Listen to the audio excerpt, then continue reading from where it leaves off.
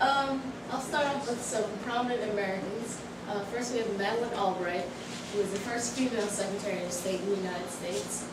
Henry Kissinger was National Security Advisor, Secretary of State, and he's a Nobel Peace Prize recipient. And our current 38th Governor of California, Arnold Schwarzenegger.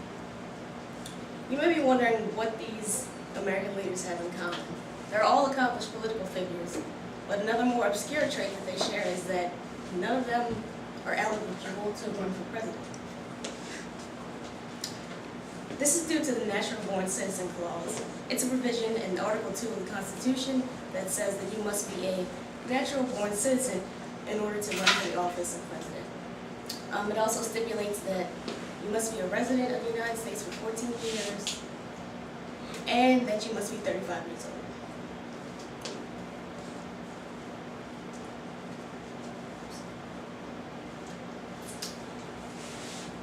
A Gallup poll from 2004 found that 31% of Americans are opposed to a constitutional amendment that would allow foreign-born citizens to run for president.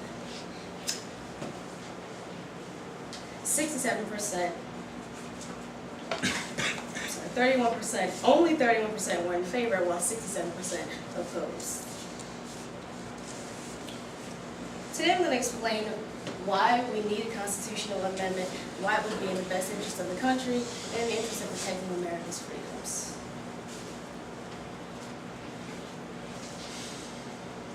The most obvious reason for a 28th Amendment would be to end discrimination against naturalized citizens. This automatically disqualifies about 13 million Americans, including the aforementioned figures, as well as hundreds of Medal of Honor recipients who were born in other countries and have served their country but still are denied the right to try to become president. This is based solely on their birthplace, which is not necessarily a good determinant of their loyalty to the country or ability to lead.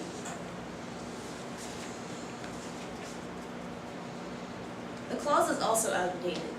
We've had many amendments like the 14th, 15th, and 19th, which have enabled rights for women, minorities, and other groups. A constitutional amendment that would allow us to extend this right to naturalized citizens is a natural progression of our Constitution. Some of the arguments against a constitutional amendment against the Natural Born Citizen Clause are largely unfounded, and a lot of them are based on irrational fears of globalization and general xenophobia. Many argue that a foreign-born president would not have America's best interests at heart, but this is not necessarily true. First, it assumes that birthplace is a good determinant of who is loyal. Well, many immigrants are very grateful for this country for giving them the opportunity to pursue a better life and economic ascendancy as opposed to their homelands. Also, they have to take an oath of allegiance during the naturalization process that not even Native Americans do. Native-born Americans. Also, there are many disloyal Native-born Americans here. James Madison commented on this issue in the Constitutional Convention when the issue of government foreign influence over our government arose. He said that bribery was to be practiced by foreign powers.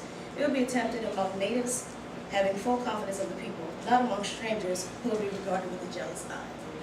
So, in his words, we should pay more attention to those who are native-born citizens than those who are foreign.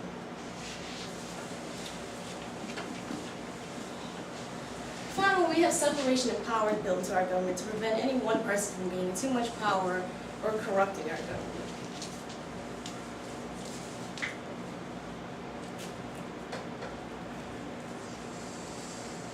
Others argue that a constitutional amendment would contradict the intentions of the Founding Fathers. But in a note to the Senate Judiciary Committee, Professor John Yeager, who's a professor of political studies, he says, and I quote, that our Founding Fathers considered restrictions on the rights of naturalized citizens to be a violation of the fundamental principle of equal rights.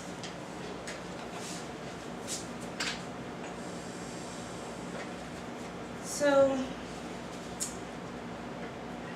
the Natural Born Citizen Clause denies deserving Americans the opportunity to become president. Like other areas of the Constitution, it should be amended to reflect the current social stance and current issues in America. An amendment to this clause would move us one step closer to providing the equal opportunity that this country prides itself on.